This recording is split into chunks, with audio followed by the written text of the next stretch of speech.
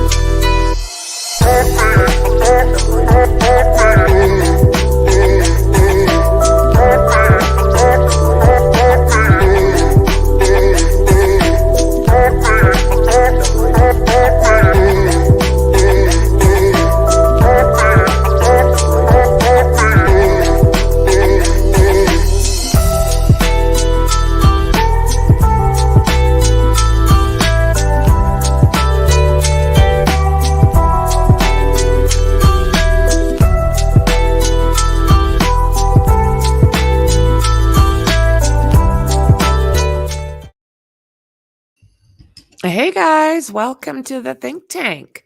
It's good to see you. Nice Saturday morning. Got a nice 11 degrees Celsius in the Rockies right now. So if we can keep the wind away, I think we got a nice day. So Dandy, how about you? How's your weather over there? Are you getting the same kind of stuff? Fall is hitting. So you know what?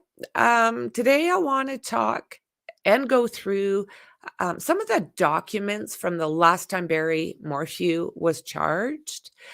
I'm not sure what all they needed. At one point, they were just saying that all they were needing was to find her. So they've done that.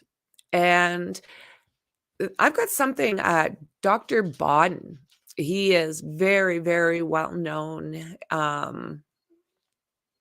in the, well, what field is it? Let's see. Let's take a look. Well, okay, he was New York City chief medical examiner, but there's also, I don't know if they'll give his credentials here, but you hear about him a lot. He's pretty well known. Warm and sunny, but getting cold overnight. Have you guys been hitting 0 yet? We've already had some freezes, and the top of our mountains are already snowy looking. So I am kind of curious to see what he has to say about her remains and what he thinks, because we do know it's been, well, 3 years plus, and she just was laying in the middle of a desert, in a very shallow spot. They didn't, whoever it was, I presume Barry, didn't take a lot of time to dispose of her, and he didn't take her very far off that highway. We can look at the map if you want, and we can check out that area again, because I don't know. I mean, the guy had a black truck. So if he turned off his lights in the pitch black in the middle of freaking nowhere, you think he could have gotten away with this? Could he have just put her in a spot and go and moved his truck and then went back? There was one fellow I was watching that was walking around out there, and he said that it's kind of like a hard kind of crust on the top, but he was using his hands, and underneath it just looked like sand. Mid-40s overnight, getting cool fast. Yeah, we're getting the fall colors, and I do like that. I do like that. Yeah, your area is very much like ours. It's amazing. It blows me away because you're quite the drive from here. So we're going to look at a few different things as far as Susan Morphew's case. I've got what they were going to use for evidence last time. I think there's about 93 pictures, and it includes text messages that were being sent. So I thought it might be interesting to go through that and a little bit of what was on his original arrest affidavit. It's 130 pages long, and I haven't gone that far, and I probably won't do that on this particular live, but we will go through and scan it and see what's there. Again, you can't help but feel sorry for their kids. They are gonna be so messed up if this guy gets picked up again. Okay, so what I'm gonna start with first is, like, something totally different. So, one of the news stations has put out that,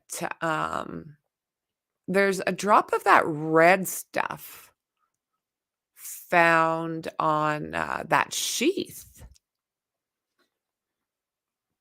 Now, I can't say I am looking for it. I can't say if it's true or not, who knows? But what do you guys think? Can somebody do all of that and not injure themselves regardless if there's gloves? Let's see, is this what it was? No.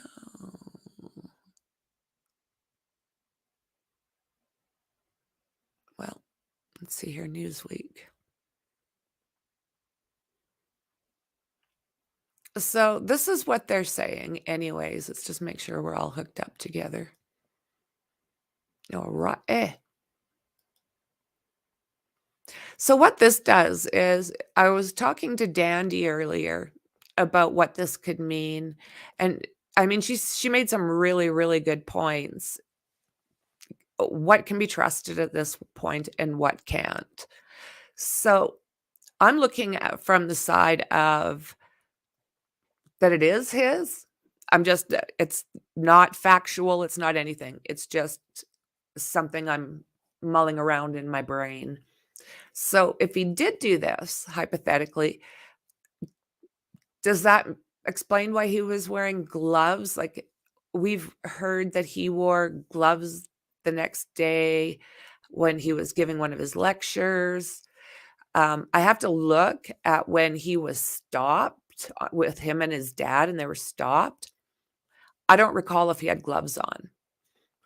But at the same time, I wanna know, okay, if he's totally innocent, why was he standing in his parents' kitchen in his ginch, picking through the garbage, putting it in baggies to transfer to his neighbor's garbage? Like, what? So there's just so many questions, and honestly, we will go through this.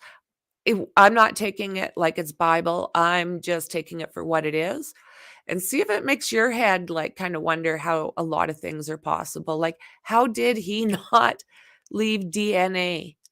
How did he not attack 4 strong people? 1 was probably sleeping, but that's about it, and she would have been awake for a minute. How does this happen that none of them injured him at all at any given point? And what are the possibilities, even though you're wearing gloves with a big weapon like that, what are the possibilities you are not going to end up getting injured yourself? You know, pretty much when it's those kind of attacks, the hands of the perpetrator turn into freaking hamburger as well. So I guess it's, it is. We're gonna have to wait for something to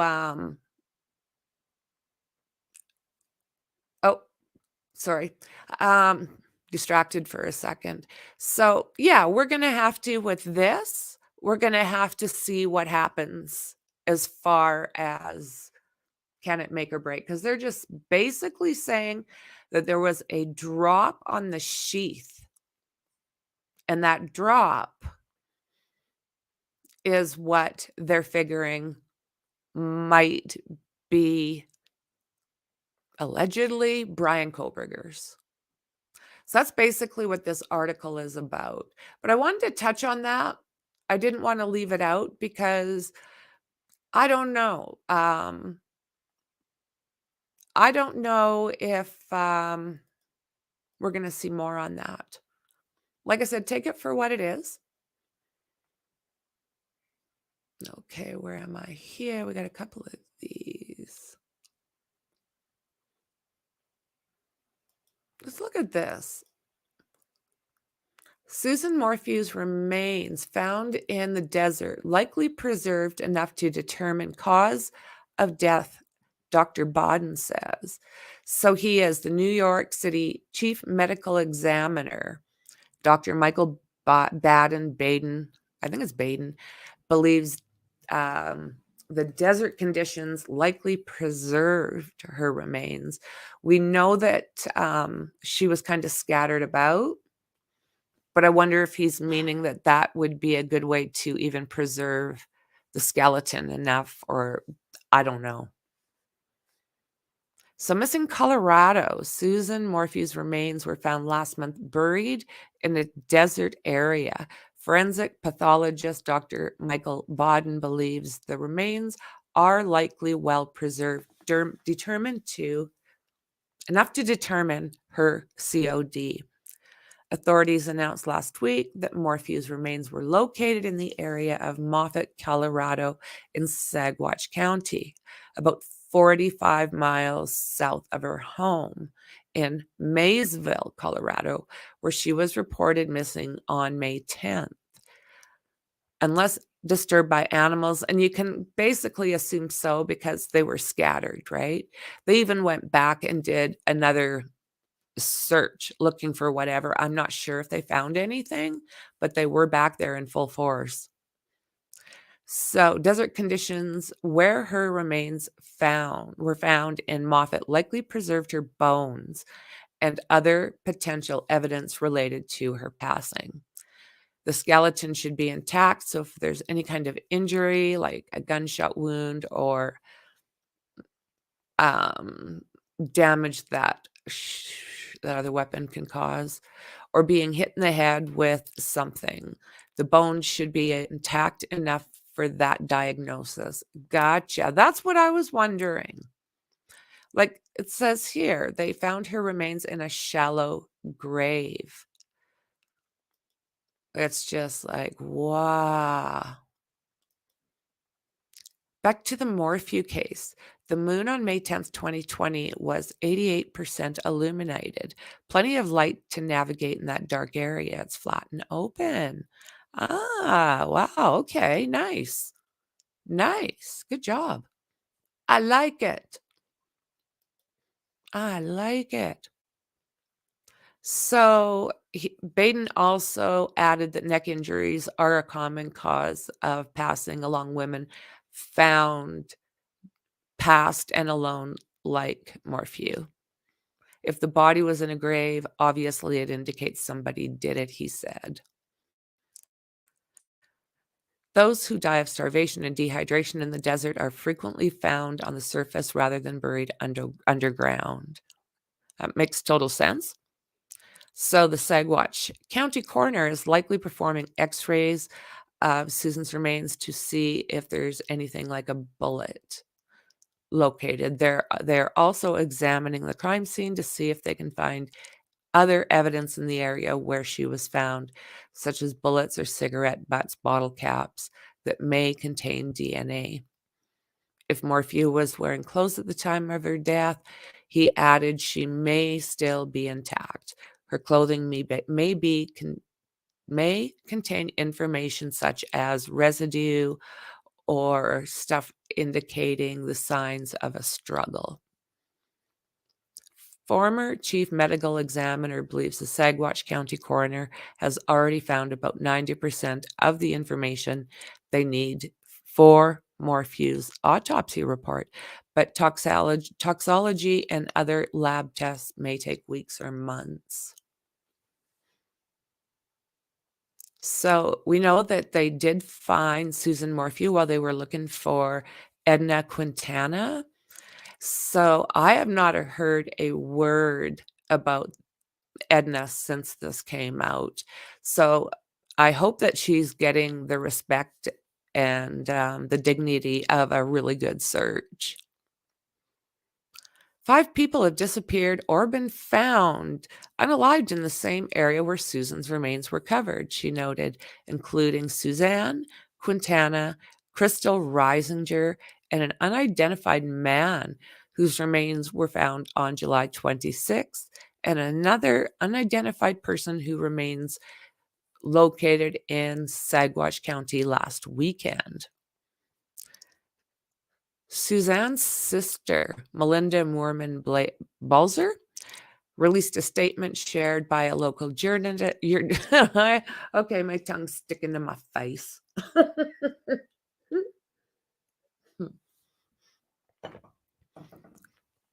So, after Suzanne's remains were found, saying she felt relief upon learning about the discovery. Yeah, I can't imagine not knowing. This has been a journey which no family thinks they will ever take, yet many do, she said in a statement. I have experienced that no one is exempt from evil in this broken world. I choose, however, to focus on the next road of this ever-changing journey into finding the truth of what happened to Suzanne on that fateful day of Mother's Day weekend, May 9th, 2020. We are now closer than ever to the truth. Well said. Moorman-Balzer also encouraged the social media community who supported Morphew to now turn their heart of care to the family of, Edna Quintana in their time of need. Please take a few moments each day to do what you can do to keep Edna's story alive. Pray for those in authority. Pray for Edna's return, she said. Thank you for all that believed in Suzanne, that Suzanne would someday be found. We know that her bike was discovered in that ravine along Highway 50 and County Road 225 in Chaffee County, close to where the family's Maysville home was the same day she was reported missing in 2020. Barry said he was working in Broomfield, Colorado, or I don't know if he wasn't doing that. Was he running around dumping like little bags into like big garbage bins all over the city? Sorry, red flag. Barry was initially accused of eliminating his wife when he was charged with the deleting and tampering with physical evidence in 2021 in connection with her disappearance and presumed passing. But a year later, prosecutors dropped the charges against Barry, saying they wanted more time to find his wife's body. And now they have it. I'm looking forward to see what they can find. I mean, they can do some amazing things, can't they? So a judge accused 11th Judicial District Attorney Linda Stanley of procedural violations just before Barry was set to stand trial. Not cool. The most important focus should be the Morphews just learned that they lost their beautiful mother and wife. I feel so bad for these girls. She disappeared 3.5 years ago. Eitan said in a statement last week, what appears to be the overriding focus is a finger pointing right back to where it started 3.5 years ago. A movement to blindly reaccuse Barry Morphew for Suzanne's death. You know, they really are forgetting all the weird stuff that he was doing. Hey, Sarah, good to see you, friend. Happy Saturday. Happy Saturday. Whoa, jazzy. Okay, so authorities are asking still anyone with information about the case to dial 719-312-7530.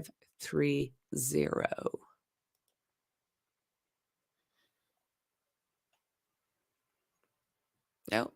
What did I do there? It's all good. Do it that way. So let's see here.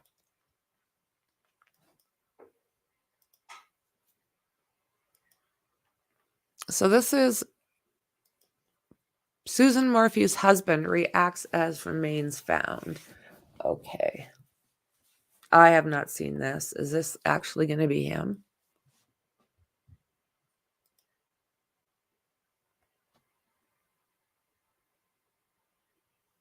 I think this is one with music, right? Yeah.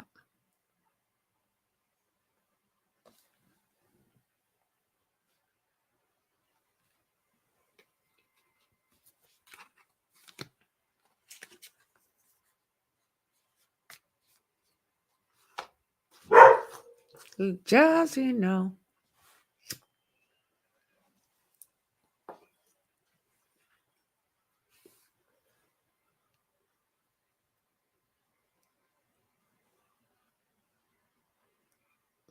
Hmm.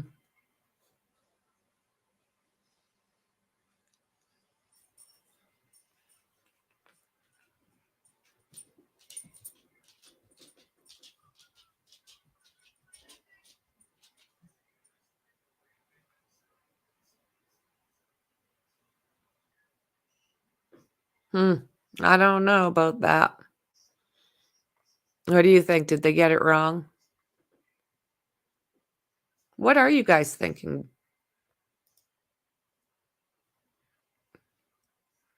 Do you think he did this, or do you think it was just somebody completely different that grabbed her while she was bike riding? Yeah. I agree, friend. I agree. Yeah, there's that. I'm sure the shock was immense. He thought he did good. Yeah. Oh, my word. So, I could never be a defense lawyer. I mean, I don't have it in me because is it not lying what they do? Is it not what they do called lying a lot of times? Or I don't understand. Like, I've seen in so many of these trials where they throw out this stuff that's like not even remotely close, but it's like, look left, it's over there, it's over there. How do you get truth out of that when they can say whatever they want just to distract from a guilty plea? So it is Sarah? They can just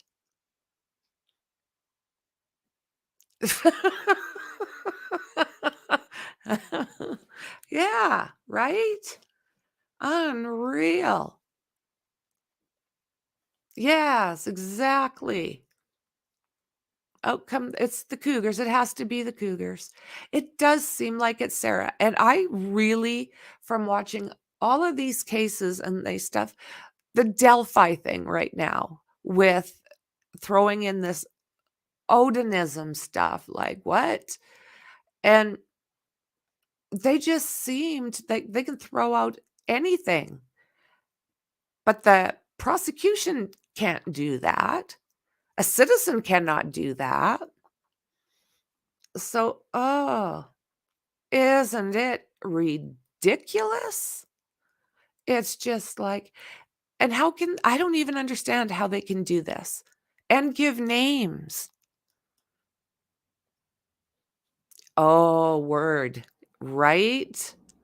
Absolutely. I mean, how much money do you think they spent on his suits? No. I mean, it's just a pack of angry chipmunks did it. They were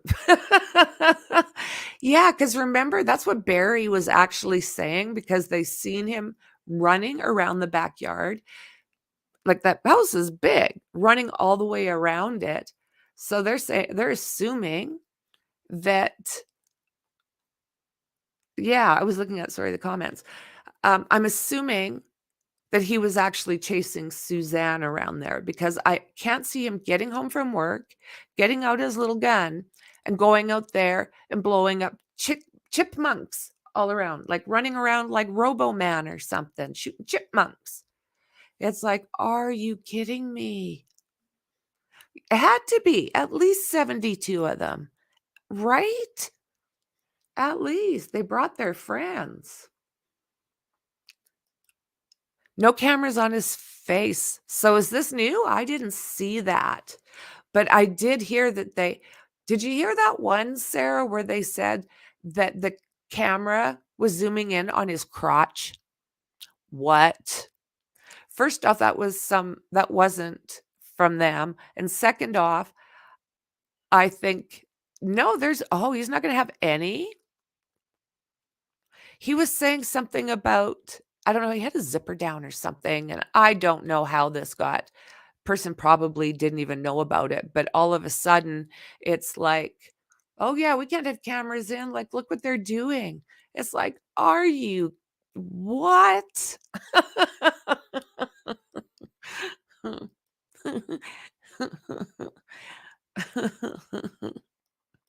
Yeah, they pan.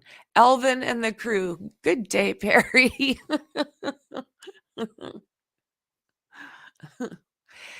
Anyone else? And when this first started, like back when those like satellite dishes, you could almost like use them as saucers. They were so damn big. Flying saucers. They did everything was live. There was nothing. They didn't hide anything. And now when we're supposed to be progressing,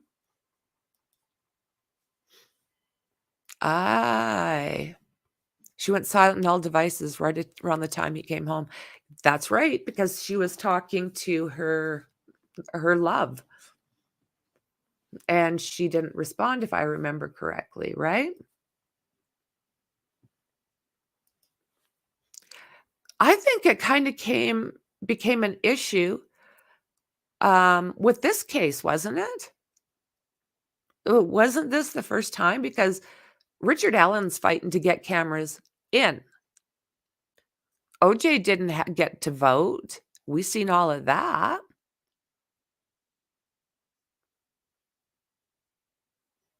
Yes, absolutely. So, yeah, they're changing laws slow and steady to once again, as far as I'm concerned, um, what is the word for it? They're going over all of it. They're saying, "You can't do this." They're censoring us. "You can't do this. You can't say that." And it's getting worse and worse and worse. Do you know you're not allowed to say the word, I don't know if I'm not gonna say it, but it's a word that goes with Halloween. And someone was saying that they're not allowing, it is totally moving towards censorship. And I mean, if you can get into these courts, you're allowed to sit there and watch it. So why? I don't understand. If you can go in the courtroom because it's a public proceeding, why can you not stream it? It's not good. Oh, yeah. So, yeah, like, a person when I'm reading this stuff and trying to explain it to you, I feel like I'm a 4-year-old. But it's the way I have to do it. Yeah. Do you know what? I think those are ones that have sponsors and huge, huge channels, because I notice that a lot. I notice that a lot. So I don't even have an answer for that other than it seems to be the ones that bring in a lot of money for the platform. So I'm really super, super careful now because it doesn't take much. It's, yeah. And this, I mean, same thing. This guy, Barry Morphew, he, uh, he wants no cameras. Wanted when his first case got, shut down, which was smart. The prosecutors were smart on that.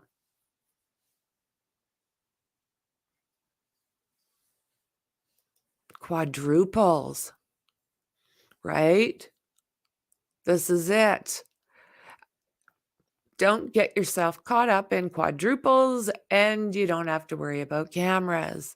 This is it. So what are they going to do? Stop us from having cameras on our homes because, it's not right somehow? I don't know. I don't know about this. Okay, so let's see here. Back to this. Barry is with his daughters, and they're all struggling with the immense shock and grief after learning today that their mother and wife, whom they deeply love, has been found deceased. They had faith in their wife and mom would walk back into their lives again. What in God's green earth would ever make you think of that? Her helmet's one place. She has none of her own documents, including her, like nothing. And you're saying that she just walked away? No, no, no, no.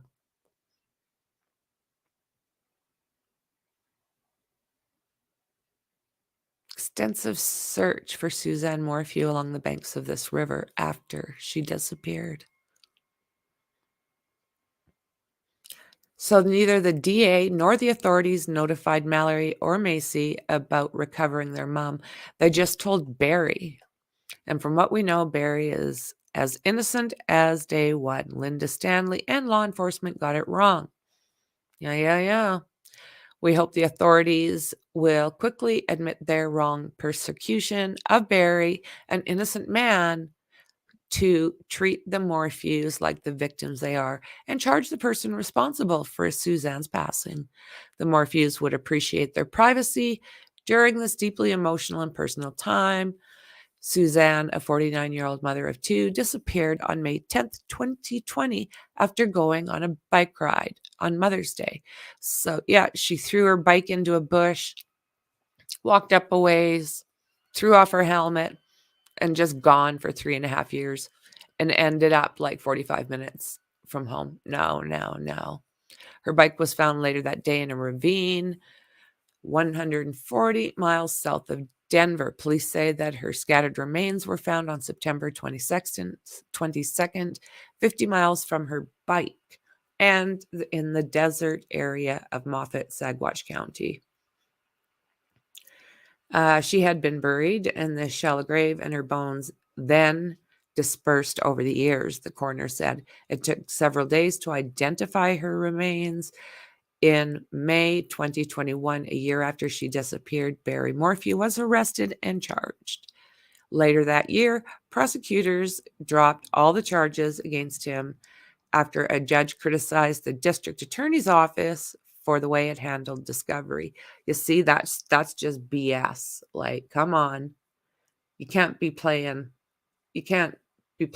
dirty because it's illegal. So Barry has now launched a $15 million lawsuit against the district attorney. I wonder how that's going to go now.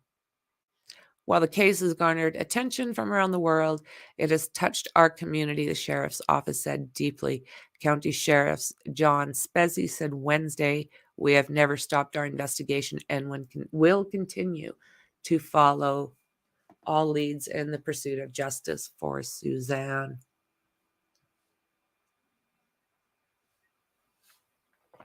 So prosecutors dropped the charges. Yeah, after a judge prevented them from calling most of their key witnesses for failing to disclose evidence to Barry Morphew that would have supported his case. That includes DNA from an unknown male linked to an SA case in other states. Yeah, I've heard that before, but I'm not sure. It's saying that it was found in Suzanne Morphew's SUV. Barry Morphew later pled guilty to using his wife's ballot to cast a vote for Donald Trump.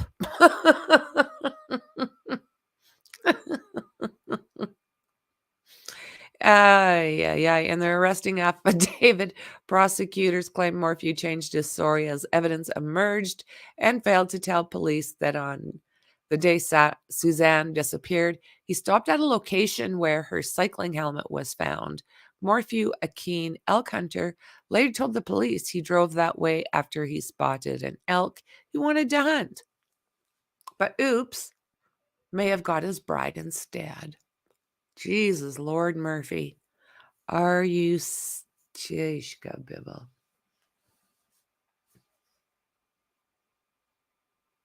Yeah.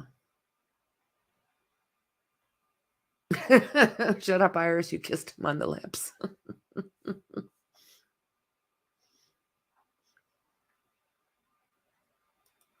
From what I know about Suzanne, he's manipulative, controlling, and I think it's a stretch to believe that he exercised that with his children, pawns as a game, pawn in his game. It's sickening.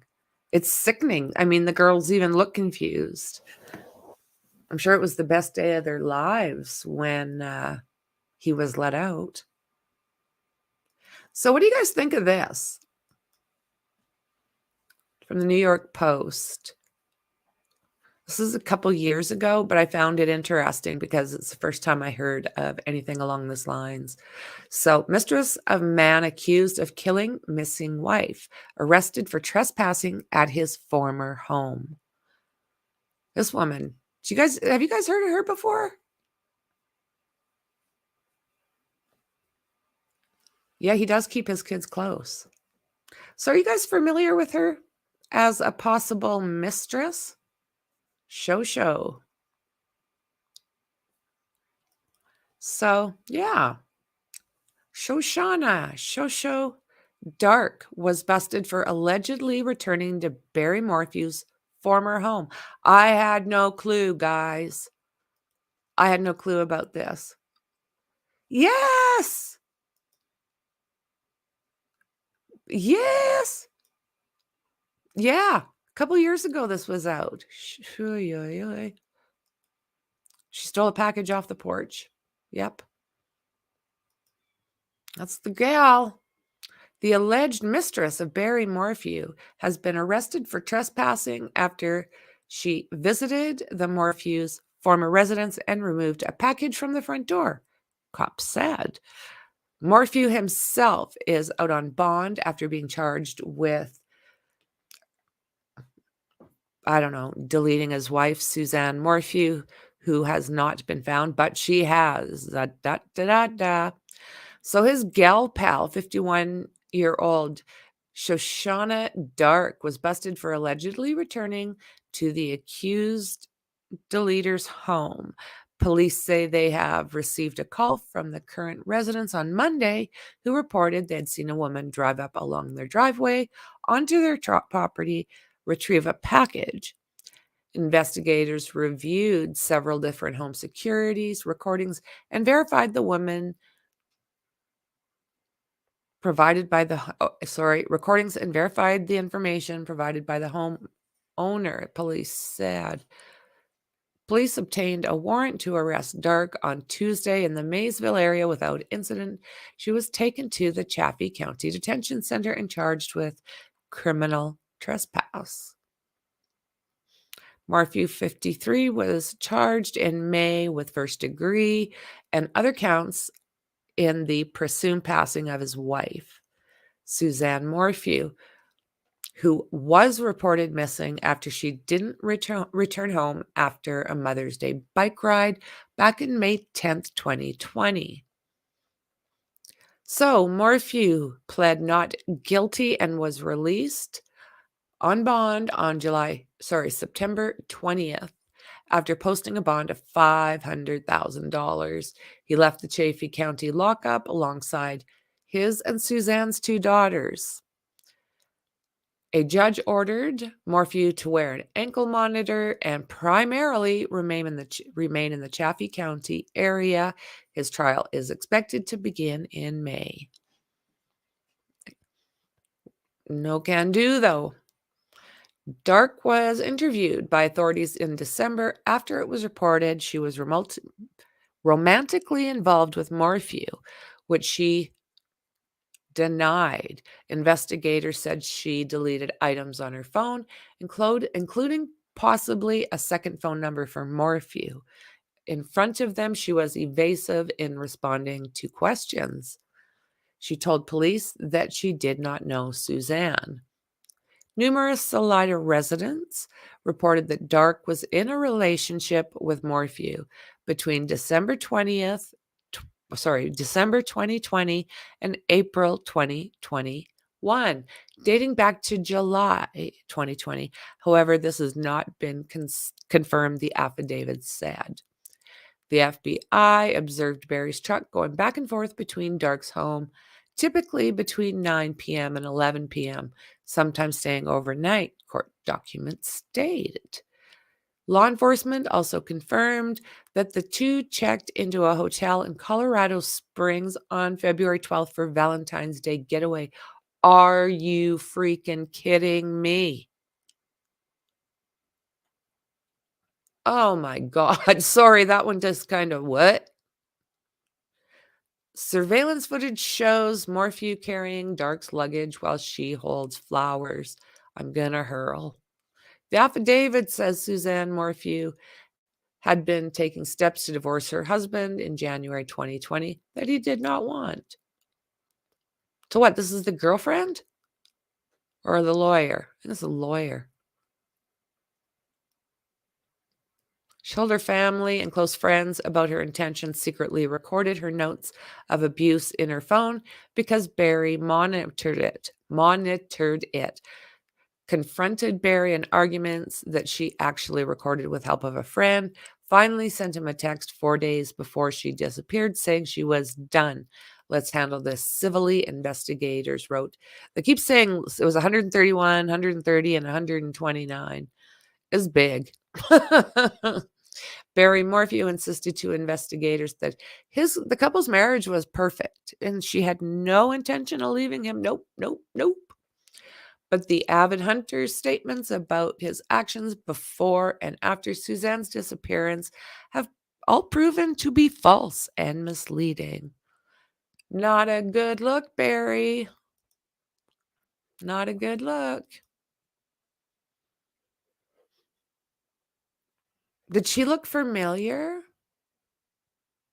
Does the FBI have video?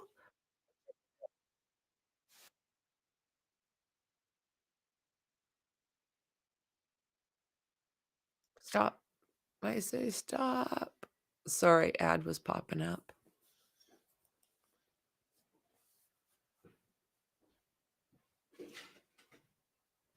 Oh, okay.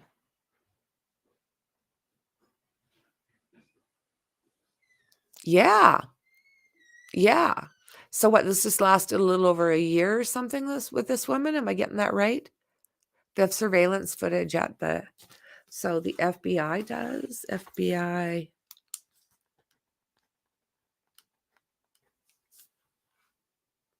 Okay, I wrote it down. Trying to figure out what... where would I look for which courthouse? Or sorry, for which detachment, FBI, or will I just find it under FBI? My head's all over the place. I'm thinking of 2 cases at one time. My brain is... Yeah. I had lots of fun last night. I cranked up my music in my earbuds and went through a whole bunch of documents until my eyes burned. And then I got into the music section of Discord. And yeah, I played the fun game of guess this song. I was having a blast. I was all by myself. Yeah. Yeah, the ones that end with a vanished person are always perfect relationships. Always. So there is one friend of Suzanne that's been speaking out. She was pretty choked about that. Do you remember he wanted $15 million because he said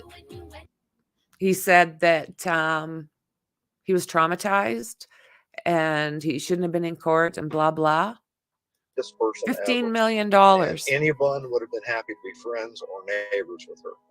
She was unconfrontational, just a really kind person that believed in God and knows the difference between right and wrong. And she has 2 daughters without answers right now. My father at 87 has cancer and needs answers. And I'm not going to give up. I'm going to look. I'm coming back out there. A husband and 2 daughters are begging to bring their mom home. Oh, this next part is just like, what? So Suzanne's brother that was just talking there, it's just like, oh my word. heartbroken, and he has put on some massive searches. So, this is what has happened has affected many people that loved Suzanne family, friends, siblings, parents, as Well, well as Suzanne, if his. anyone is out there that can hear this, that has you, please we'll do whatever it takes to bring you back. Morphew disappeared on Mother's Day. This should be your Oops. only goal. Do you believe that face of his? Please. What do you think of that? Is he a bad actor? Or is he super sad? Yeah. That's pretty much what I did last night, Sarah. I don't drink. I don't do substances. I like green, but that's it. But you would have thought Mexi came on and was like, "Are you on something?" It's like, no.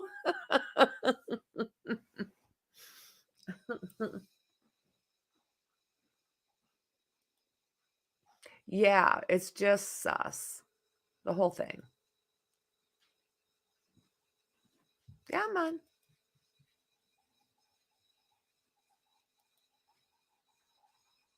Oh, damn. Never mind, guys. We'll do whatever it takes to bring you back. Morphew disappeared on Mother's Day after reportedly going on a bike ride in the area of County Road 225 and Highway 50 near Salida. I went to where the bicycle was found. It was gone, but they had some flagging down there that marked the spot. And I stood there and looked, and I realized that nobody rode over the side of that hill. There would have been signs of a struggle, or you would have been skinned up. The bike would have been mangled if you'd have gone down that hill like that. When you find a bicycle at the bottom of a ravine.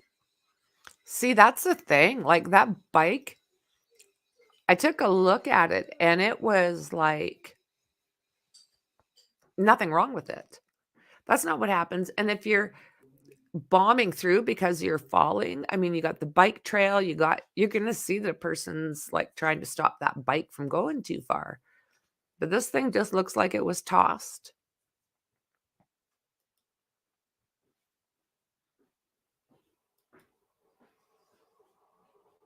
Why do I keep doing that? That you're almost certain nobody rode over there, and an animal did not attack her because there absolutely was no blood evidence and no tracks on the ground, no scent from an animal. It leads me to believe a human being's involved with this. And now it's just a matter of finding her and then letting the authorities sort out the who, whys, and when.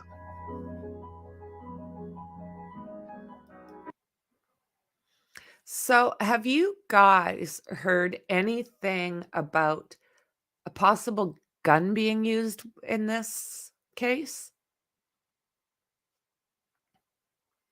I agree. Absolutely. Yep. Yep. A lot of thought put into that one.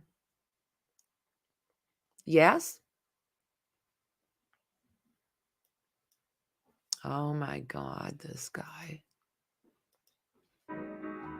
Please, Barry, if you can see this, I would really love it if you would take the time to revisit the authorities and go over everything once again.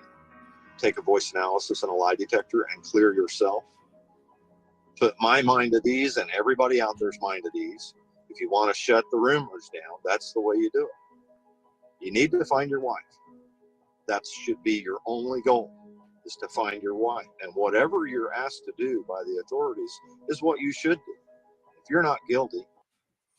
So, yeah, he's really questioning this guy as well. It's just, who else? What else could have happened? I don't think most people that are looking for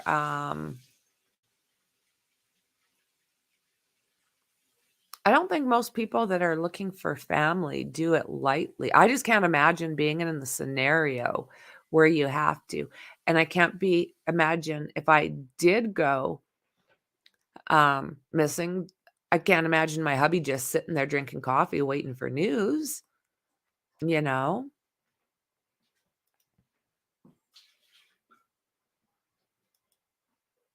Never took a lie detector. Yeah. Just unreal. So let's do this. Actually, we'll do this. So I found it pretty interesting. It's online, so anybody can look at it.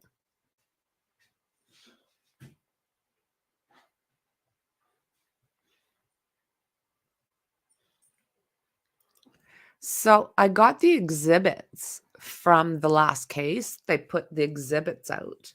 So I thought you guys might be interested to see what was there.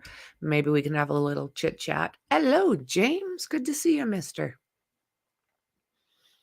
So I'm going to go into my Adobe.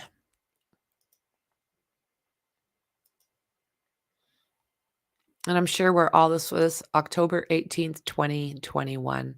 And I'm sure we're all very familiar with this picture. It was the one that was used through everything. Can I do this?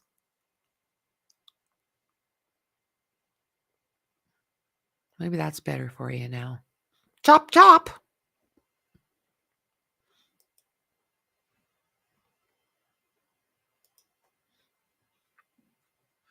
People's Exhibit number 2. Instagram business record. All of her information and her profile picture. Oh, isn't that interesting? Media owner Barry Lee Morphew. What? Wow, thanks, dear. I wish I still looked that young.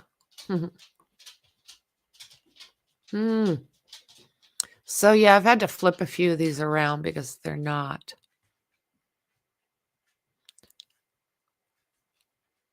Some of these are interesting.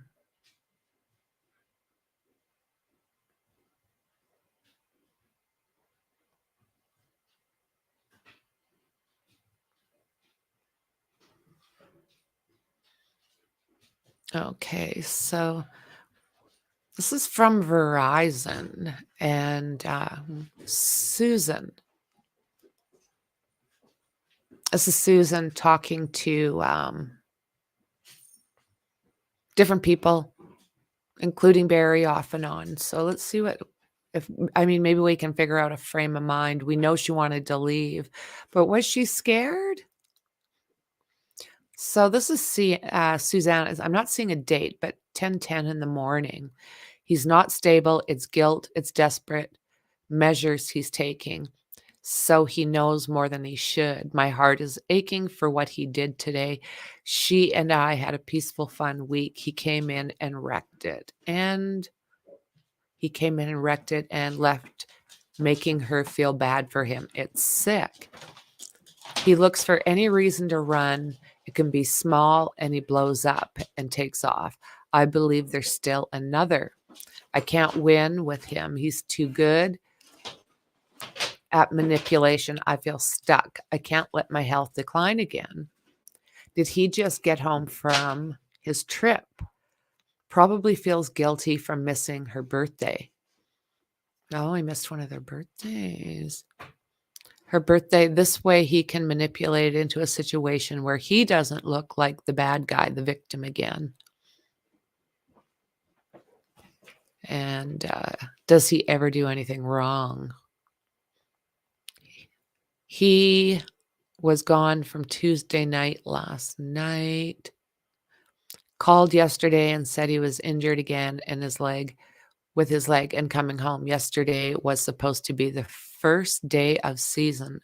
It was all so strange. He kept telling me his phone is going to be off because he didn't have enough battery again.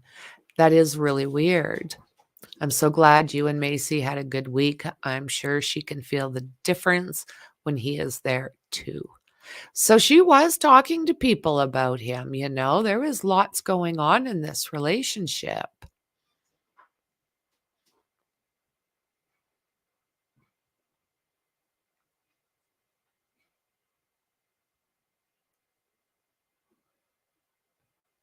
Is that what you did, Dandy? I talked mine into going to a friend's house that could have a little bit of room, and changed all the locks on the house. That's the only way I could do it. Whatever works. Had a bit of a tantrum, but that's okay.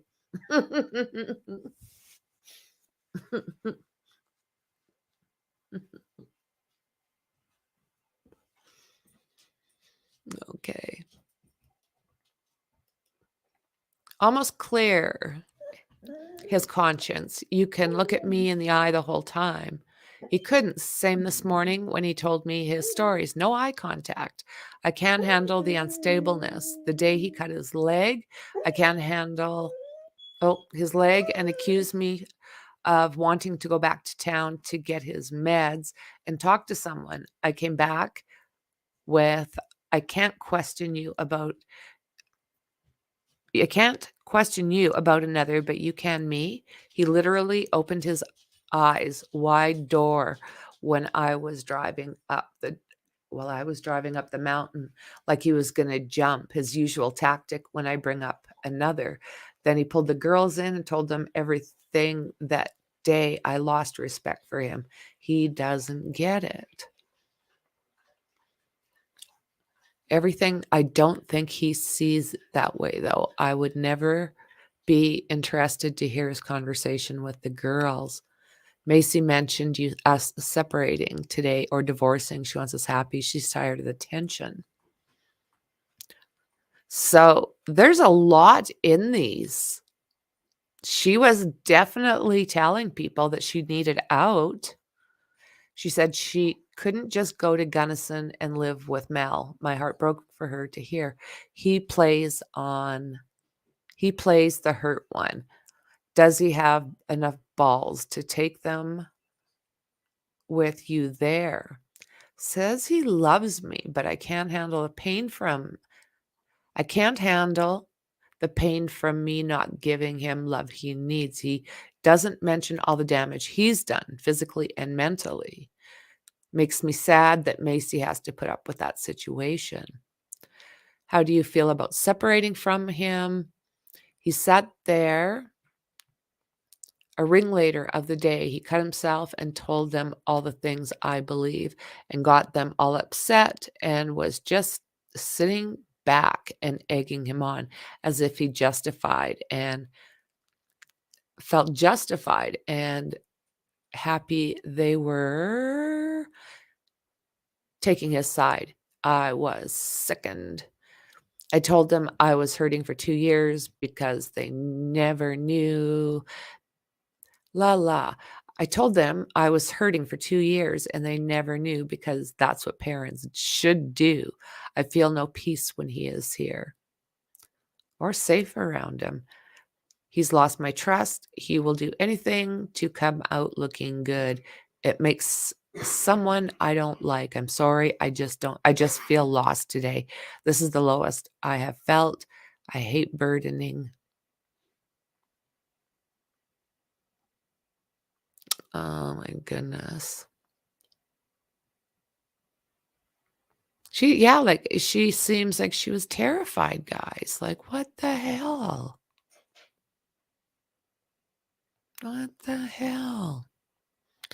I think when I press about there being another, he's resorted to this extreme behavior to scare me, so I won't bring it up again. I wanted to try and make it work until Macy was on her own. I wouldn't feel safe alone with him. I don't see how I can get over the damage done. I feel numb. I've told him, they say he's said, okay, well, let me see this. I've told him they and he said, okay, well, let's just tell the girls I'm leaving and how you feel and you don't want me. I sound so terrible. I'm sorry. I know I've done things to hurt us, many things. Like I said, it's made me someone I don't like, don't want to be. Has he pushed you so far? This is a terrible This is terrible, but I would manipulate him right back and say, fine, let's go tell them. I have been recording all of the things you have said and done to me in private. Let's see how they feel after they see all of that. Call his bluff. Makes me so sad, mad, frustrates. Not sure that is the right thing, but I would be over it. They know he's hurt me. I believe Macy probably understands. Manipulate him right back and say it's fine. Let's go tell them, okay? I believe that Macy, okay. Oh my goodness. It's just unbelievably sad. And there's so many of these conversations. So, I mean, this is going to be very, very good for law enforcement. But I imagine if we went through this, we'd probably be here for 3 days. So I'll go through it better and maybe highlight some stuff if I need to and go that way.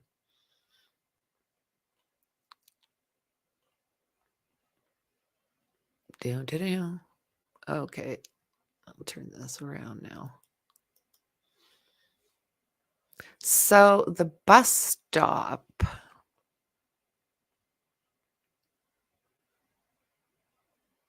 I don't understand why the bus stop's there. Do you guys? What do we know why the bus stop's there?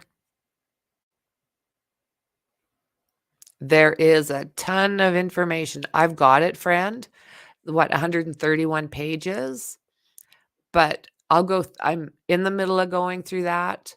It's actually on here. I was thinking about going through some of it after, but I'm only a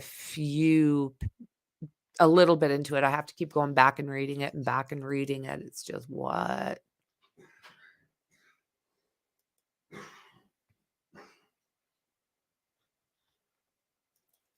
Dandy, will you share on Discord family? If possible to do, I'd love to read all the text messages. I will do my absolute best to post this on there. If I don't, maybe one of the girls will know how to do it for me.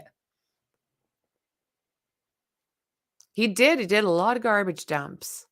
Like, are you kidding me? So yeah, the bus. So this is the beginning of his like little walkabouts with garbage bags. There he is there. This is where he stayed when he got back, and he took all sorts of bizarre things in with him.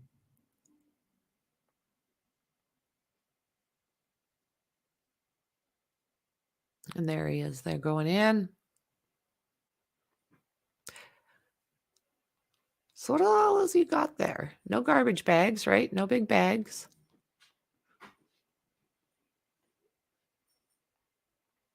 Oh, what has he got there?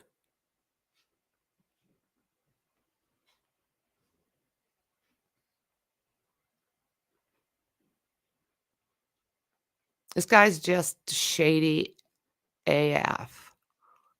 So going back in. See his truck back there. They've circled it.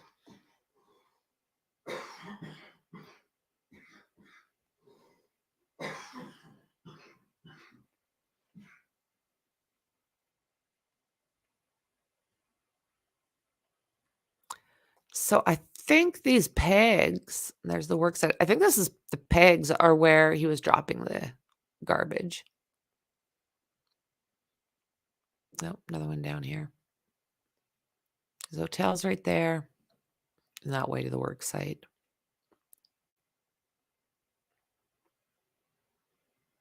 So that where the garbage bin is, he's pinned.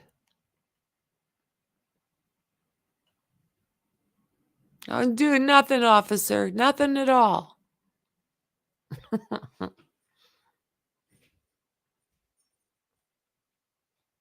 Okay. Yeah, like Really, buddy?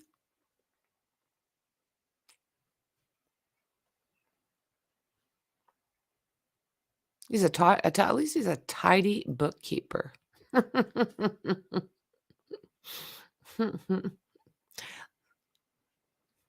Or not.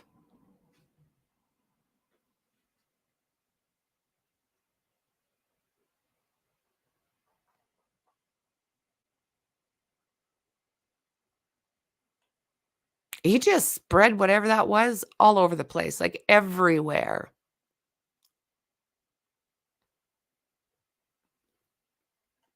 Oh, look at that, more bags.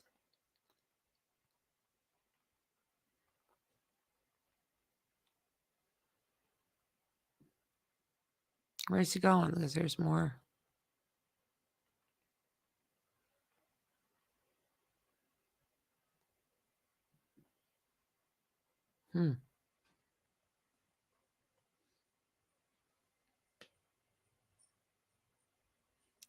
Jeez, guys. Like, he's not odd at all. Oh, here we go. There was the purpose. Look at that. Notice his head always. Notice his head when he comes back staring at the ground. Do you think that he has any remorse? This guy's such a cocky little shite, but do you think he has any at all? Mm-hmm.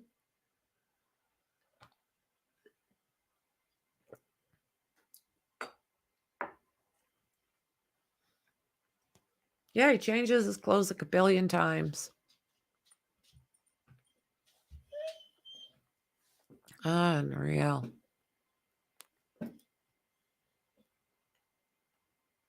Oh.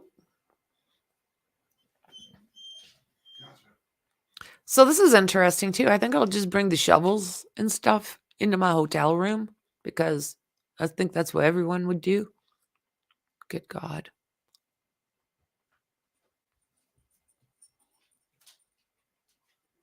Ah, this was from Suzanne, one of hers. I'm done. I could care less what you're up to and have been for years. We just need to figure this out civilly.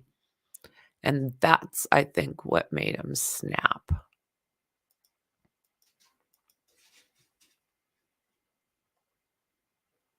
Just a beautiful woman, like unreal. Do you think like I said, did he just snap?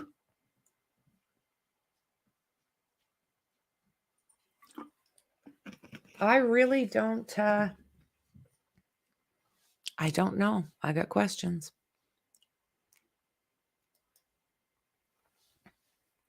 Okay, so this is where the helmet was found. I'll do it this way. So the house is here. And she went down her driveway and she got on to 50 and she'd ride her bike out there. So just before she turns, the bike is over. Go up a little bit before you get onto the main highway and the helmet's up there.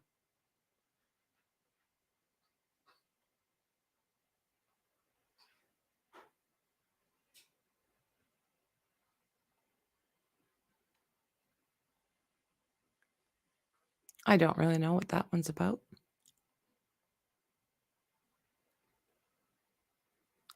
Oh, what is that blue thing?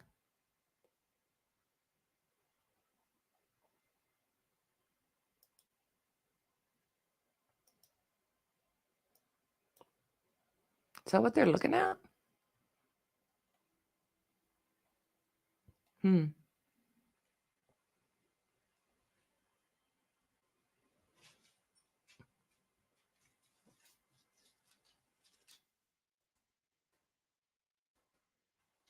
Oh, a note.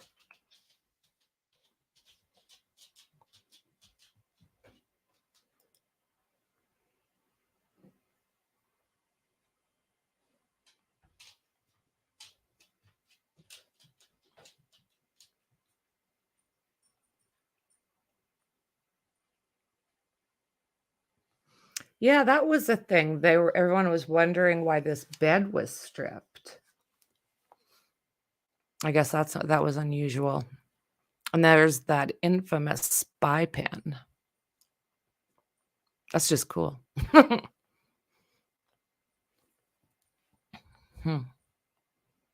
Garage.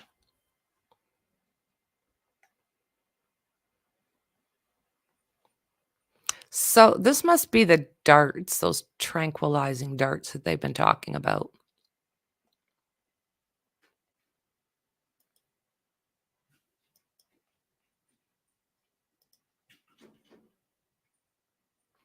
And in here is where they found the cap.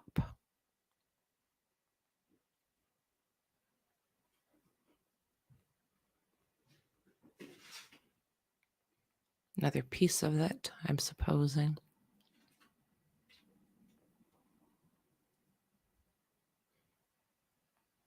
So I don't know quite what they're looking at here unless it's the license plate. I don't think I see anything that's marked.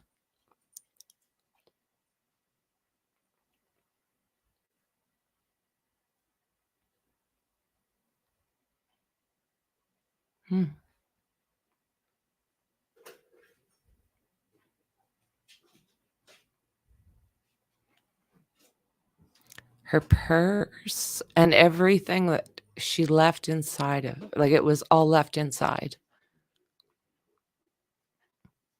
Driver's license, cash. Unreal. Yeah, went off on her own and left everything that she would ever need. I even, when I'm out hiking or whatever, I take my driver's license, at least something with ID. What if I get ate by a bear?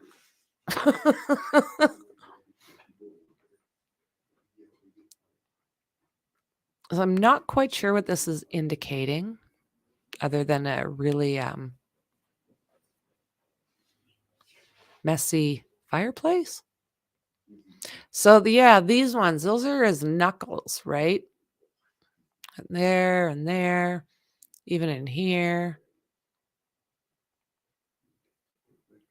So is she scratching them? Look at this. Look like scratches to me.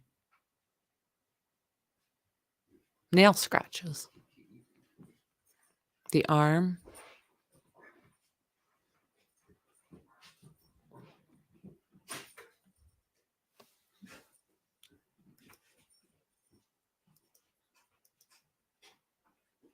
So for some reason, they've been wanting to know stuff about this bobcat, but I'm wondering with now finding her if it's as important as it was.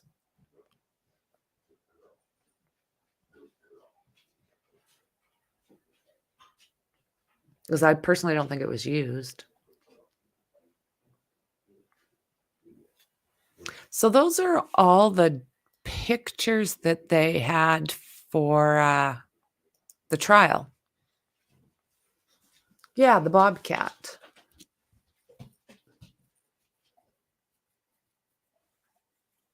Yeah, they did. They found in the master bedroom. They found one on the floor. It hadn't cycled through, but you bet.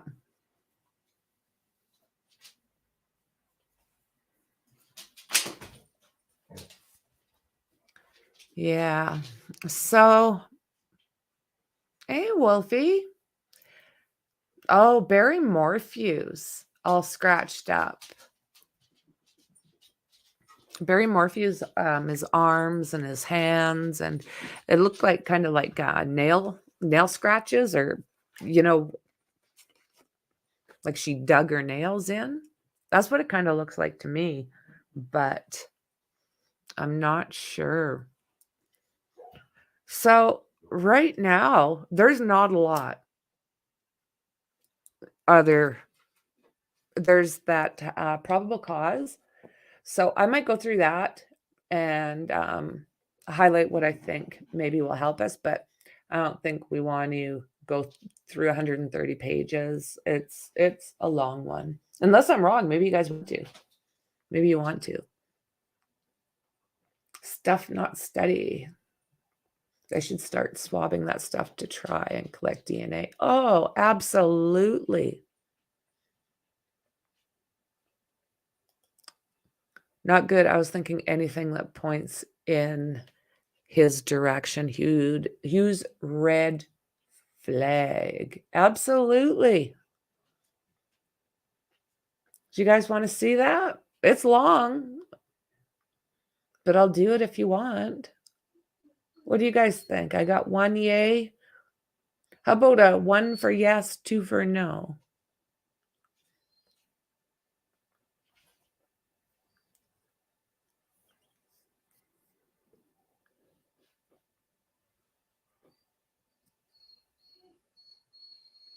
Yep, and if you want. All righty. Let's do it. Let's do it.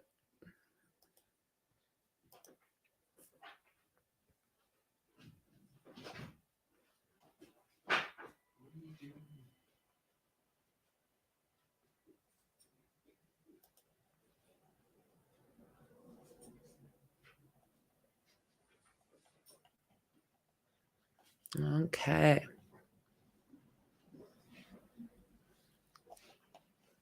3. So yeah, there's some with not a lot and some with a whole lot in for interesting stuff. So let's see here.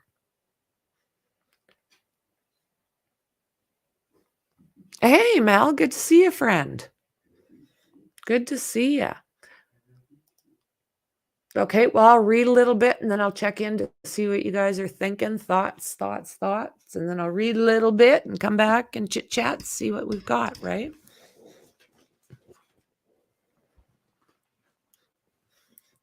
Okay. Red flags everywhere. So I'm going to make it. Let's see how it looks for you guys.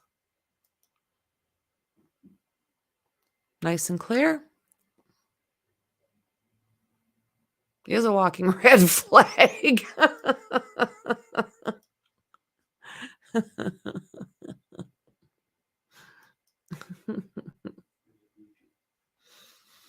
Okay, guys, let's see here. So the plaintiff, the people of the state of Colorado, and the defendant, Barry Lee Morphew.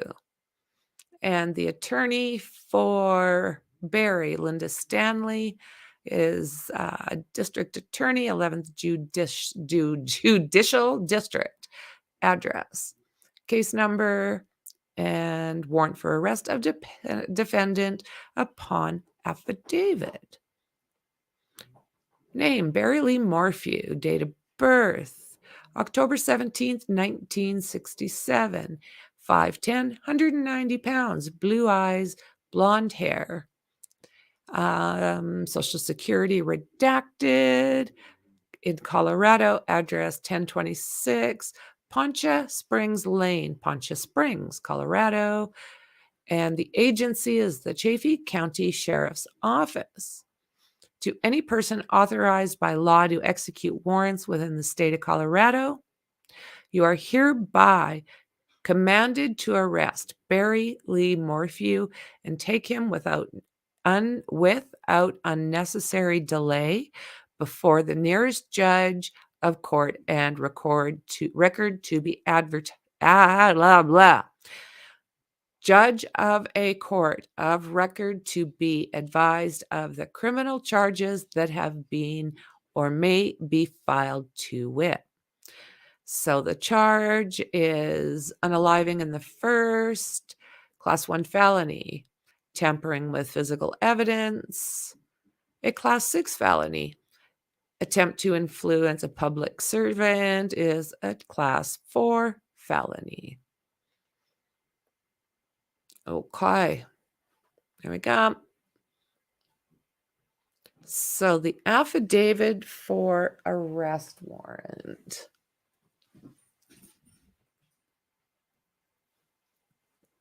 All right.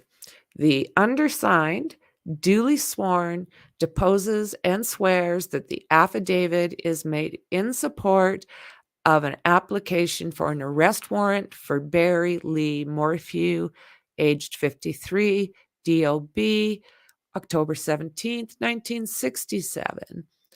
Your affiant is investigating the disappearance and deleting of Susan Renee Morphew, age 49, date of birth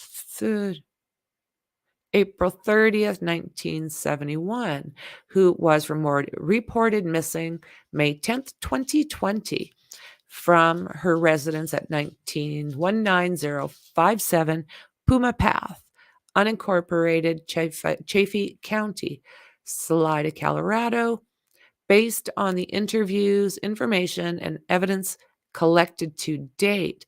Suzanne's husband, Barry, violated Colorado revised statutes, gives the statute, by committing M in the first degree and tampering with physical evidence and an attempt to influence a public servant, and took affirmative steps to conceal the passing in the months following and years, right? Your affiant informs this court that he is the chief investigator for the 11th Judicial District Attorney's Office and has been employed with this office since January 2007, has investigated missing persons and homicide matters. Your affiant has been assigned to assist in the investigation of the case described here and below. Your affiant has knowledge of this investigation from Chaffee County Sheriff's Office, agents with the Colorado Bureau of Investigation, or the CBI, special agents for the Federal Bureau of Investigations, the FBI, and my personal investigation. Your affiant further states, with Federal Bureau Investigations, or the FBI, and my personal investigation, your affiant further states that from investigation to date, all incidents described herein occurred in the county of Chaffee within the state of Colorado. Boy. So Suzanne, and this is the truth, Suzanne took clear, articulable steps January 2020 in attempts to separate from and divorce her husband Barry. She told her family and close friends about her intentions, secretly recorded her notes of abuse in her phone because Barry monitored it, confronted Barry in arguments that she secretly recorded with helps from a friend, and finally sent him a text 4 days before she disappeared saying she was done. Let's handle this civilly. Barry, however, initially reported to the investigators from CBI, FBI, and CCSO that his marriage with Suzanne was perfect and she had no intention of leaving him. Barry's statements about his actions on the day before and after Susan's disappearance have been proven false and misleading by this investigation. Barry knowingly destroyed evidence that his relationship with Susan was deteriorating and that he was involved in her disappearance and passing. Suzanne's bicycle and helmet were recovered close to the Morphew residence, discarded before Barry left town in the early morning hours of May 10th, 2020. The investigation to date indicates that these items were not indicative of an accident, an animal attack, Suzanne being a runaway, Suzanne unaliving her own self, or Suzanne being a victim of a stranger abduction. All record checks available to the FBI and local law enforcement indicate as of April 30th, 2021, that Suzanne has not used a credit card, nor her social security number, nor has she been contacted by law enforcement, not flown in an airplane, not across the national border, not established utilities or housing, nor otherwise continued in her normal pattern of life for over 355 days, based upon legal supposition. Susan Morphew, based on this lack of proof of life, is deceased. Within a month or so, Barry's moving. There's people. Sorry, guys.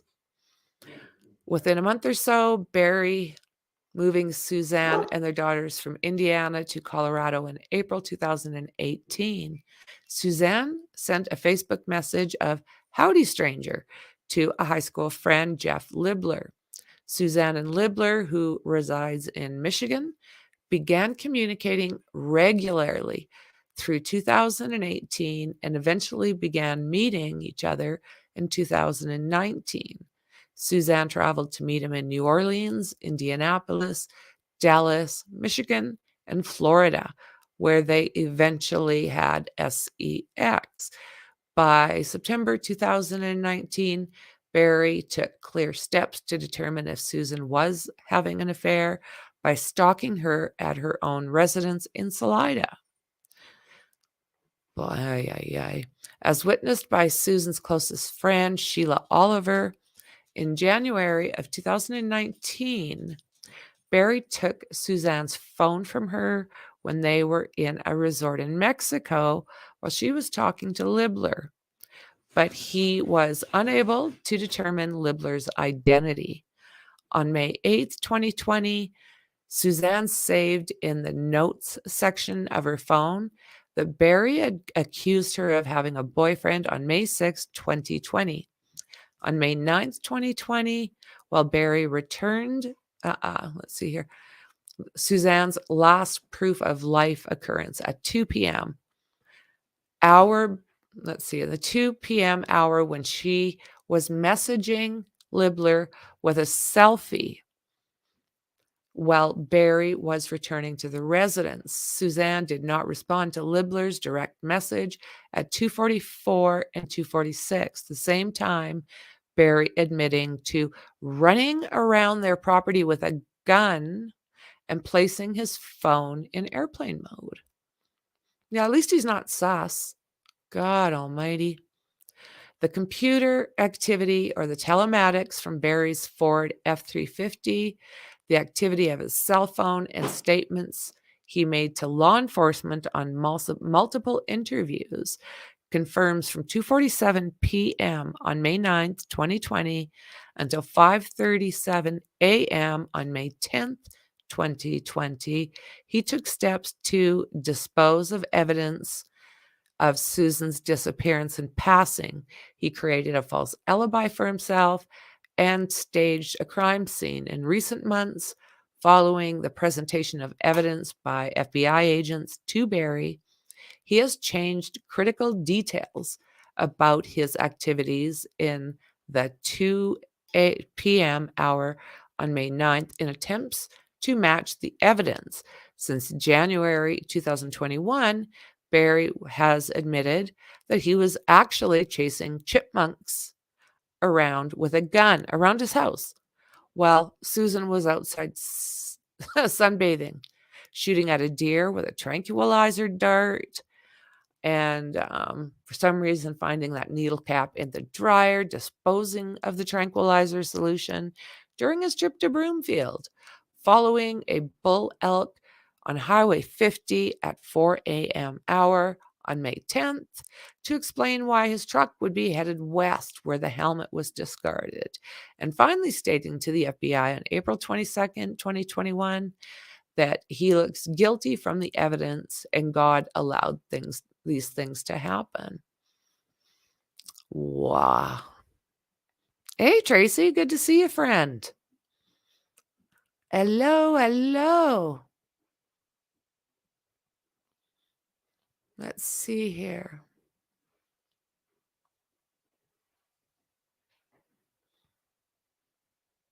No, Sarah to have to peace out. Have a good day, Sarah. Yeah, that's it. He abused and she documented it. Major red flags. Some guys are so foolish. Yeah. I hear you. So many cases happening this year. Hard to keep up with them and not fully updated with this case.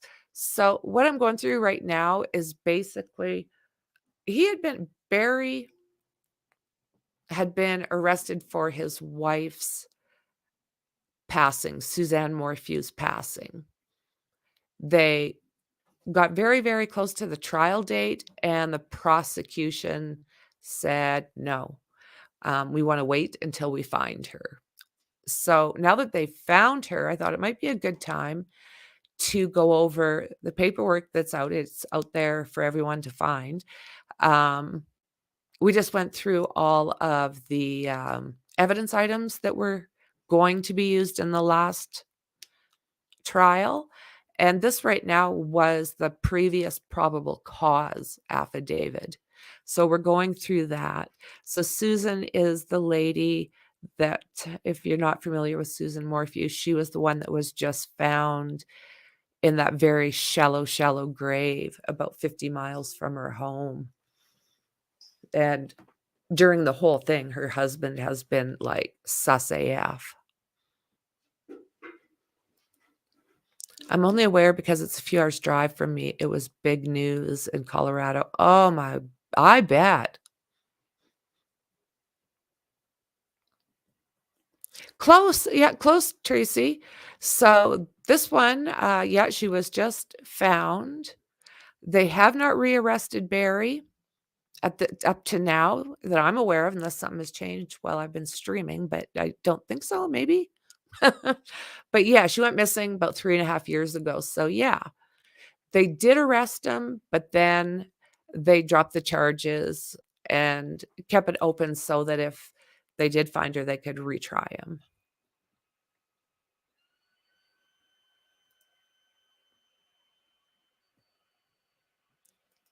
Oh, I think she went to meet her friend. Hubby got a bit jealous and followed her. I think he was in Michigan. I don't think he was in the area. Yeah, they arrested him but dropped the charges. We'll learn much more after the autopsy. It is difficult to keep up. I know. Nope, nothing. What is the connection to this case and Crystal Rogers? There's no connection between the two. No connection. Well, they didn't clear him. They, what did they call it? Basically, suspended charging him, that they can still charge him. What they were saying is they just needed to find her, and if they found her, they would have enough. So instead of going through a trial that if they lost, he could never be charged again, they decided to not charge him this time and wait until they have more evidence. So I think that that is probably the best move they could have made. Hello, hello, hello. I don't think so. That's the thing. Chasing chipmunks around the house would be a big red flag right away. While your wife is laying out sunbathing in that yard.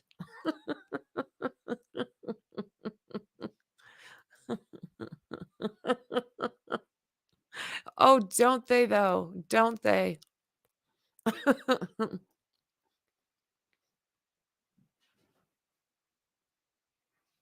Yeah, there's so much right now happening, friend. You know, even with the Crystal Rogers, I did some stuff on him yesterday, that Brooks Hauk. Today I wanted to do a little bit on Suzanne. And then I gave I don't know, at the beginning, we talked a little bit about Brian Kohbergers, but yeah. Must have just watched an Elvin cartoon and got the idea from that.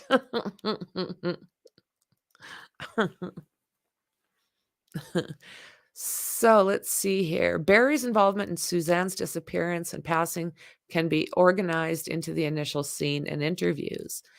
1, Suzanne's affair and her attempts to leave him. 2, Barry's early statements to the CBI from May through June. 3, the evidence recovered by law enforcement. 4. Witness statements. 5. Barry's statements to the FBI in 2021, wherein he tangentially described what happened to Suzanne when he was shown evidence in the case. Oh, really? The following case synopsis was prepared for this affidavit by your affiant with the assistance of FBI Special Agent Jonathan Grusing. This affidavit was edited and reviewed by S.A. Kenneth Harris and CBI agents Joseph Cahill and Derek Graham. The affidavit includes footnotes that denote critical, deceptive statements and inconsistencies by Barry that are addressed later in the affidavit. Okay. I gotta hydrate. I don't like it when the tongue sticks to the top of my mouth.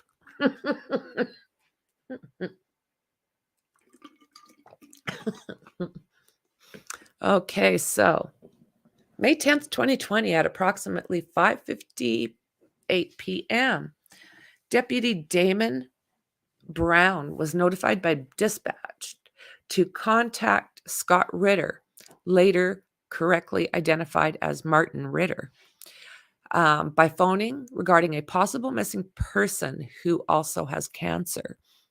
Dispatched further information with the missing person being named Suzanne Morphew, and that her husband Barry was driving back from Denver and did not have cell service, when in fact he was at his hotel in Broomfield with cell service. Okay, flag 1. Martin Ritter reported to Deputy Brown that he was contacted earlier by telephone by Susan's daughters. She was attending college at Western State University in Gunnison, Colorado, and did not reside at the Morphew residence. Redacted explained to Martin that she was concerned because she could not reach Susan via telephone or text. Redacted asked Martin to go to the residence and check on Susan. Martin's wife, Janine Ritter, proceeded to the residence but could not locate Susan, so Martin contacted Barry via telephone. Martin further stated that Barry told him that he could not reach Suzanne. Either Martin told Barry, could not find Suzanne either, Martin and Barry, that he did not locate Suzanne at the residence, nor could he locate her after searching the immediate area. Barry instructed Martin to call 911 and advised Martin that he was on his way home from Denver. Martin estimated to Deputy Brown that Suzanne went missing between 8 a.m. and 9 a.m. that same morning. So this is Deputy Brown. Deputy Brown attempted to contact Barry at 6:05 p.m. without success, again at 7:10 p.m., where he spoke with Barry. Barry stated that the last time he saw his wife was at their residence at 5 a.m. that morning, May 10th, 2020, when he got up to leave for Denver before a landscaping job. Suzanne was still asleep and Barry did not speak with her. Barry advised Deputy Brown that Suzanne had recently gained an interest in mountain biking and began mountain biking on a regular daily basis. Barry advised that when Suzanne would bike, she would wear a turquoise in color bicycle helmet and windbreaker, no jacket. No other description was given for the windbreaker jacket. He described that Susan also had an iPhone, which she would take with her when biking. Barry added that Suzanne was going through cancer treatments, and he provided Deputy Brown with her phone number. Redacted when Deputy Brown requested it. Deputy Brown and CCSO Sergeant Lamine Molyneux drove to the Morphew residence and turned onto County Road CR 225 from US Highway 50 at about 7:31. They drove slowly, looking along the steep incline along the shoulder of CR 225 for the bicycle. As Deputy Brown turned the corner, he saw a blue mountain bike near the ravine close to the bottom of the hill with the front tire pointing downwards toward the creek. Sergeant Molyneux accompanied Deputy Brown to investigate the blue Santa Cruz mountain bike. They saw no indications of a crash. Deputy Brown noted the vegetation around the bike was not flattened in the area where a human body could have landed. There was none of that red stuff around the bike, nor was there any apparent damage to the bike. Due to the steepness of the incline, the bike should have been damaged if an accident had occurred. When Deputy Brown moved the bike up the path, he noticed the front brake pad was seized and the handlebars were turned completely to the left, causing the brake cables to wrap around the bike frame. Deputy Brown and Sergeant Molyneux examined the dirt shoulder of CR 225 County Road immediately above the area where the bike was recovered and did not observe braking marks or skid marks from the bicycle. So there's a picture. That's where the bike landed and how the bike landed.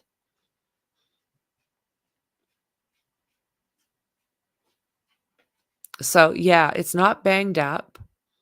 And it looks like it was basically just tossed, because you would see a lot of really flattened grass if a human was trying to,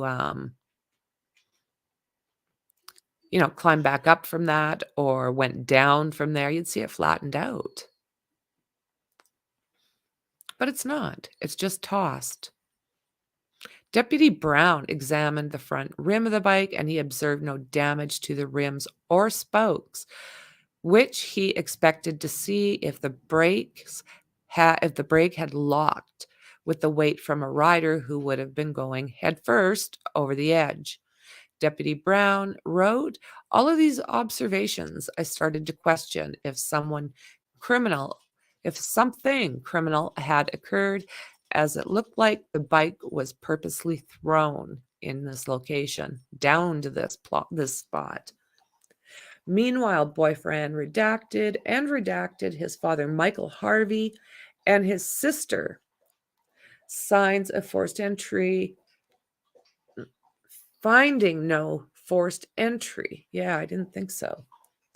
Of the resident, Deputy Brown walked around the Morphew's residence with blank present. Deputy Brown observed that the residence was well kept and orderly, with the exception of one guest room, later identified as Redacted's bedroom. The bed was stripped of the bedding.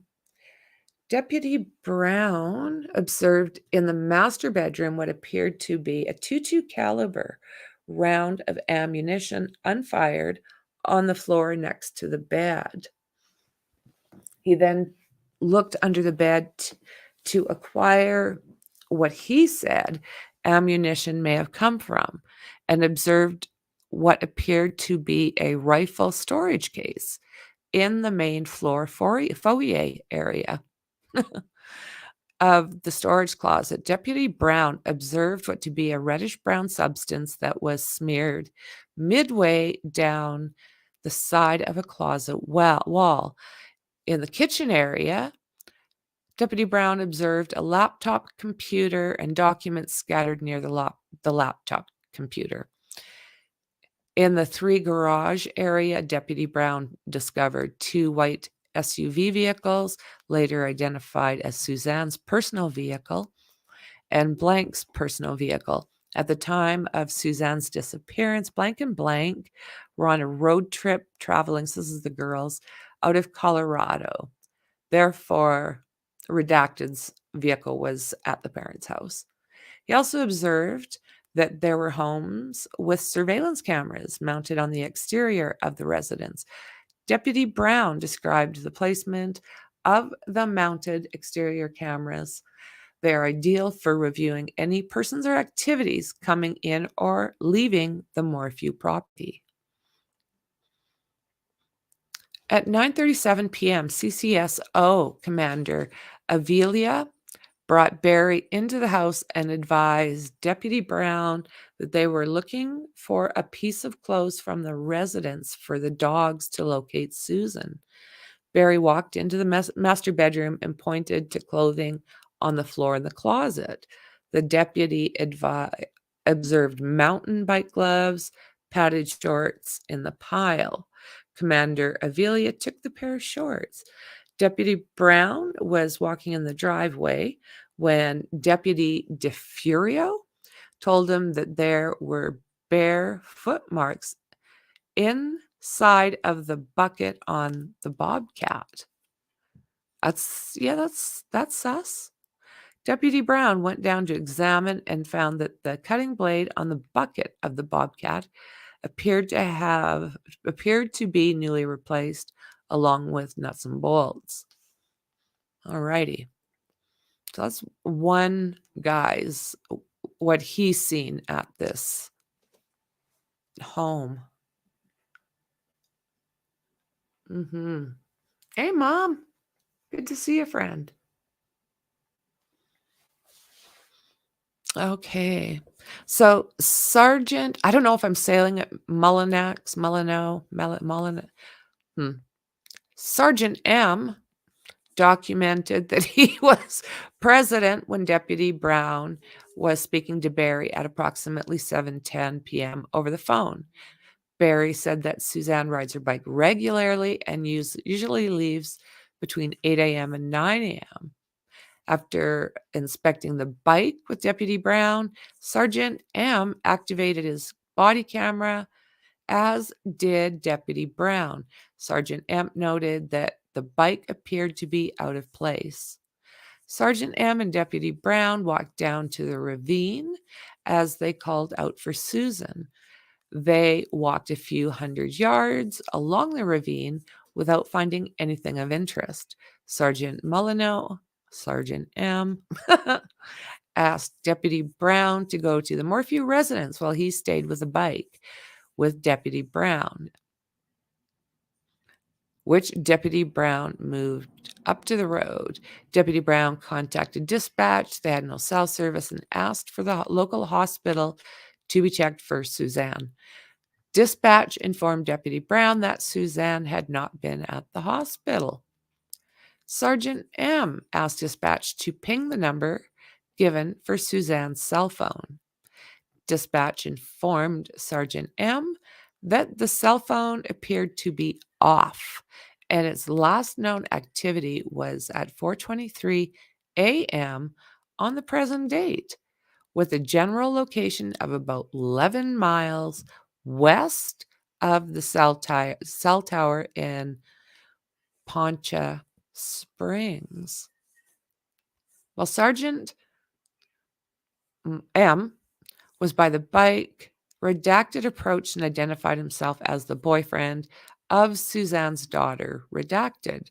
Redacted confirmed that the bike did indeed belong to Suzanne. As Sergeant M examined the bike, he found no scratches or damage to it. At about 8:42, Barry arrived on scene in his truck by himself. He walked up and touched the bicycle. Oh my God, man. And yeah, identified it as Suzanne's. So now we got Sergeant. Okay. H. Good Lord. Heist Julian. H. Oh my God. Why don't they have a name like Smith? CCSO Sergeant Claudette J. contacted Redacted on the scene the same day and reported that Redacted had told him that Suzanne and Barry argued frequently. Redacted added that he was the one who introduced Suzanne to mountain biking about a month ago. He described her mountain bike skills as intermediate. When Redacted was asked if he noticed anything out of order in the residence, he described that the bedding from Redacted's stripped bed. He thought that was strange because Redacted does not live at home. So Redacted thought that it was unusual for Susan's bike to not have been damaged if he had probably crashed on her mountain bike. What? Does not live at home. Redacted also thought that it was unusual for Susan's bike not to have been damaged if she possibly crashed. Okay. Sergeant H next contacted Redacted, who stated that she had last talked to Suzanne on the night of May 9th, 2020. She last seen Suzanne at the end of April 2020. Redacted advised that she was sent a message to Suzanne wishing her. She had sent a message to Suzanne wishing her a happy Mother's Day on May 10th, 2020. Suzanne did not reply. She also tried calling Suzanne, but the call went directly to voicemail at that time.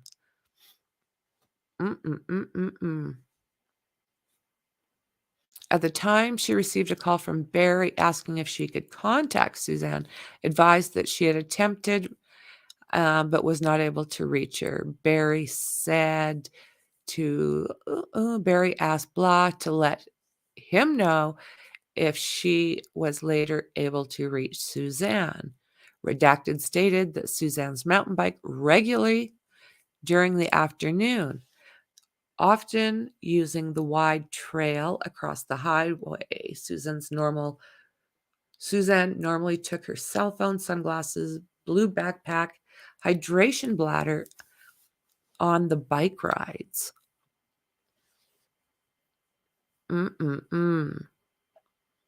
So when Redacted was asked if there was any concerns with her parents' relationship, she denied concerns or issues.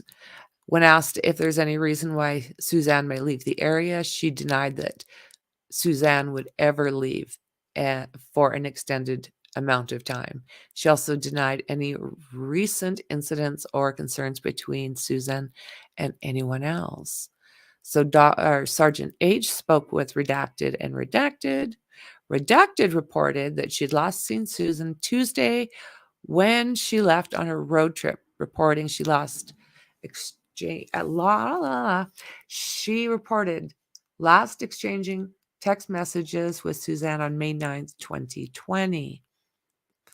Redacted stated that Suzanne works out at the gym regularly and that she has a mountain bike and she has started mountain biking daily.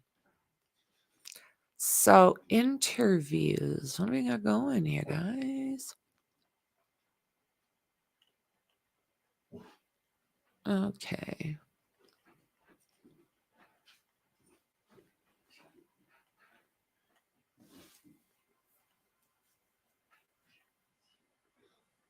So Barry's interview on May 11th.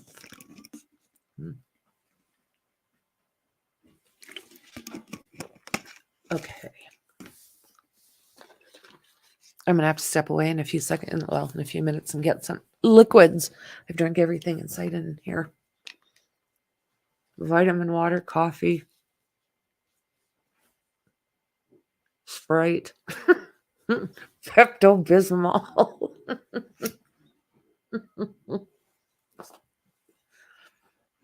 Okay, so you guys ready? How are you guys doing?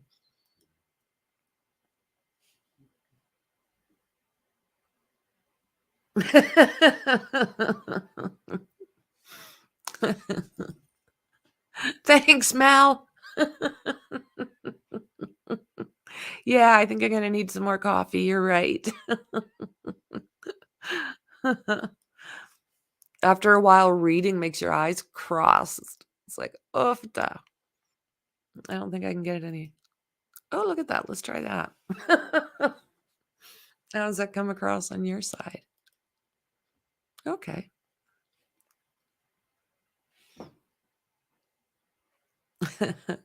All right. Good to hear. So in the morning hours of May 11th, 2020, Detective Burgess and your affiant interviewed Barry Morphew. Barry explained that he left his residence at approximately 5 a.m.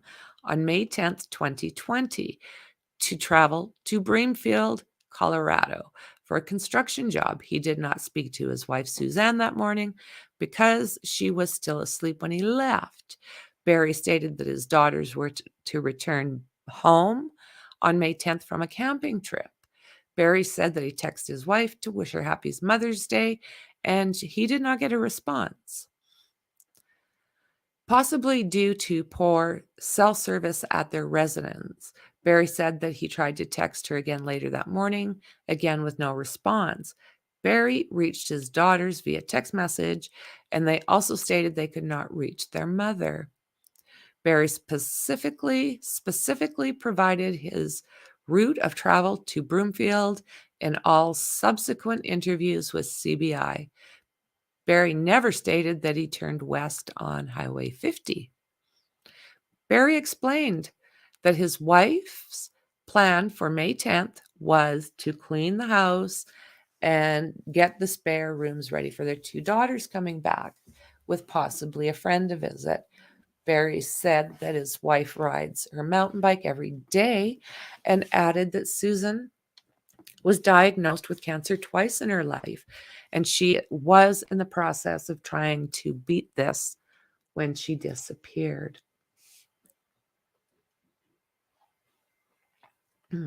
Sorry. Barry said he owned firearms, and all the firearms and ammunition are stored in a locked gun safe in the garage. It should be noted that on May 11th, 2020, while law enforcement searched the Morphew residence, 2 firearms were located at the residence that were not inside a gun safe. Excuse me. A high-powered rifle was located in a closet on the ground floor. In a closet on the ground floor, in a closet. Okay, that's what it says. The rifle appeared to be spray painted with camouflage pattern, and your affiant could not locate a serial number. A Benelli 12-gauge shotgun was found lying against the wall in the garage. Also, a loaded .22 long rifle cartridge was located lying on the floor in the master bedroom near the right side. Oh my God. After your affiant ended the interview with Barry, he was told that law enforcement was going to seize his truck and process it. May 11th, search of Puma Path residence. May 11th, 2020, pursuant to authorized search warrant. I read that there is like so many search warrants, and I'm not finding them. I've got this, but I am not finding the search warrants for everything else. Like, I don't know if they did for the hotel. I don't know if he did for other vehicles. I don't know what they were for. It's just I've been running across things saying that there is a lot more. Yeah. Okay. So additionally, it was noted by your affiant that other investigators that there was a Bobcat skid steer parked in the driveway area west of the Morphew residence, next to the skid steer that was south, with a flatbed trailer. The trailer was in its tilt position. The trailer bed had some loose gravel and dirt on it. The trailer did not have a jack on it, and the tongue of the trailer was lying on the ground. The skid steer was parked to the left near the trailer tongue. The items were positioned such that the skid steer bucket appeared to have been used to unhitch the trailer from the vehicle, most likely Barry's truck, and set the trailer on the ground. Okay. Your affiant examined the skid steer and noticed that the cutting edge of the skid steer bucket had been replaced, so there was no wear on it. It was also noted several larger nuts and bolts were lying in the skid steer bucket at the end of the trailer bed. So, Suzanne's helmet. On May 13th, 2020, search teams located what they believed to be the bicycle helmet Suzanne would have been wearing. Investigators located a photo of Susan prior to the date with Suzanne wearing the helmet, documenting its teal color. This item was located at the following GPS coordinates, and then it gives those. Approximately 0.84 miles northwest of the site, the bicycle was located. Approximately 10 meters south of Highway 50 and about oh my good Lord, guys, 1.52 miles from the Morphew residence. Inside the helmet, law enforcement located a piece of paper on the top portion with Suzanne's name, phone number, and address, as well as Barry's and the daughter's phone numbers. So this was collected by law enforcement.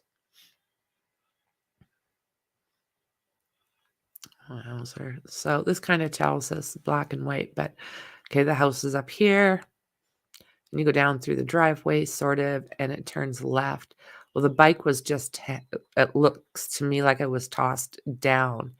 And then up the highway, quite a bit further, is the helmet just laying on the side of the highway. So, yeah. May 13th, 2020. Search teams were still searching areas in the proximity of Suzanne's bicycle and helmet, as well as law enforcement driving roads in these areas, attempting to locate Suzanne. During this effort, law enforcement located what they believed to be a fresh tire impression and a piece of cloth with reddish-brown unknown substances on it. Also located in the area was a piece of cloth, tire impressions. These tire impressions were cast May 14th, 2020 by deputies with the CCSO. As of the present date, these items appear to be unrelated to Suzanne. Okay, CSI. No, CBI. We got crime scene report, CBI.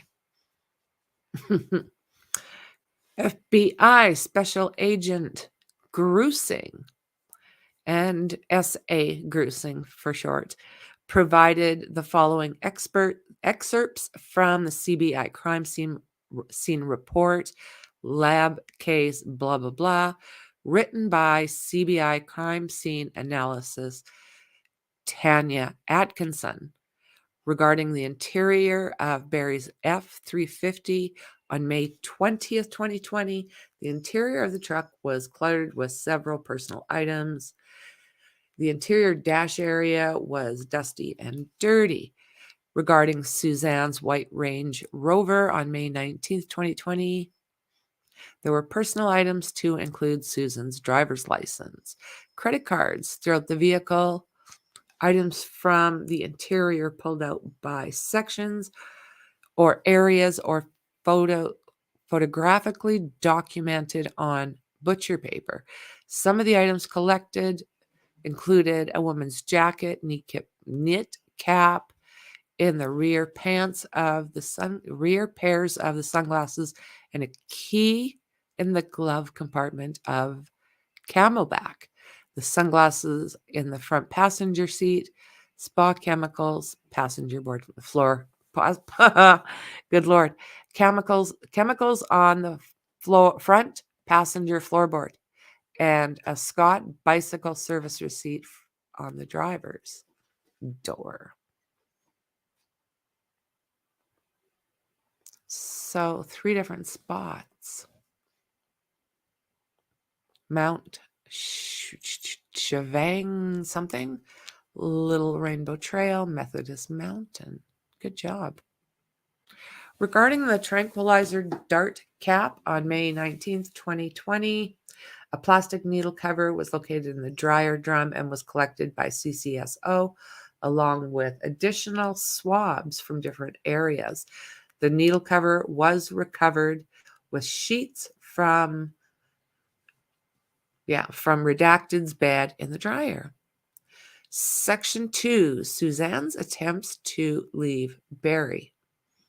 Suzanne told numerous close friends, her daughter and Barry, and she wanted out of her marriage. Yet Barry refused to listen to her. She suspected Barry of having affairs for years and having kept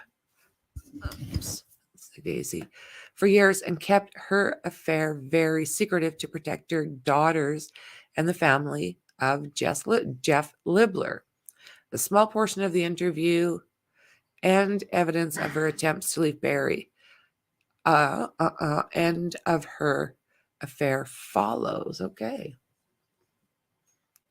So Sheila Oliver interview.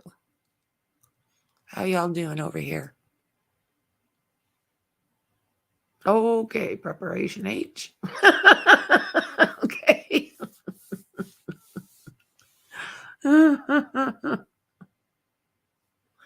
Oh, ow.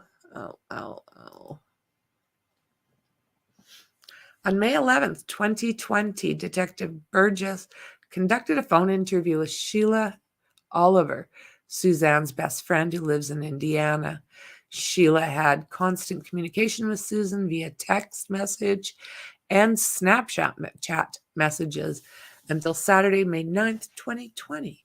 Sheila said that Susan promptly checks her Snapchat messages, and Sheila was worried that Suzanne did not read 3 Snapchat messages from her on May 9th, 2020 at from 6:40 p.m. to 6:48 p.m. Suzanne had been very excited about Sheila's daughter's wedding on May 10th. Suzanne was helping Sheila prepare and was eager to watch it online. March 25th, 2020. Skiing. What's that? Skiing. Taking care of myself physically in a stressful marriage. And Redacted and I have had a very tough talk yesterday. She's weary of the tension here. She knows how it is towards me. Almost begged me to divorce him. Yeah, I've heard that. Yeah. And it's not what he wanted. No way. What does he want? Have you talked to him more about splitting? He threatens, but I've never come out and said, I wanted it today. He thinks I'm holding on after Redacted graduates, at least. He probably thinks I'm not strong enough to do it, given finances. She even mentioned a restraining order. I'm sick of this. I'm sick. I had a conversation like that with my 16-year-old. He is nuts. It's Jekyll and Hyde again. Pretty much told him I can't heal and stay healthy in this. And what did he say? Susan he threatens to come home and pack. Suzanne, he won't speak a divorce, begging for another chance. I am so torn. My heart, I know who he is. In my heart, I know who he is. So I'm just going to read up to here, guys. Even my voice is going. So maybe what I'll do is I'll do a little bit here and there. I'll set up something for later and we'll continue. I'll finish on this one interview and then I'll set up something. I want to do, just so I can remember to come back here. No, don't start that stuff. So let's see here. During the interview, Sheila Also told Burgess that she was so concerned with Barry's behavior that she had purchased a spy pen for Suzanne. That's where she got it, which she gave to her in January 2020 when she met up with Suzanne in Florida. This device was designated to record conversations covertly. The download audio files of the spy pen conversations will summarize in 4 sections. Sheila told FBI agents in 2021 that Barry called her in the summer of 2019. Suzanne was in Michigan, asking why Susan was not returning his calls. He stalked Suzanne and Sheila at the Puma Path House, September 2019, to see what Suzanne was up to. Sneaking through the woods, and of earlier accounts in Indiana, Barry suspected Susan may have had a boyfriend when they got married. Oh my God, this guy's such a knob. So yeah, where are we? 2 hours. So yeah, you guys okay with that? I've circled it, and as soon as I'm off, I will set up another one if you guys still want to hear more.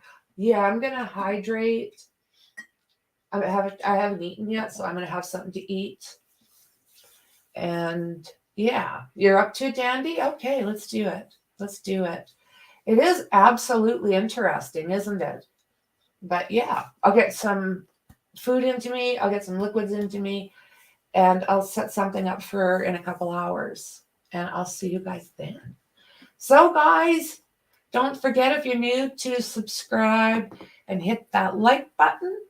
And the rest of you, you know how much I appreciate you in the biggest way possible. Okay, I'll see you guys in the next one. Bye.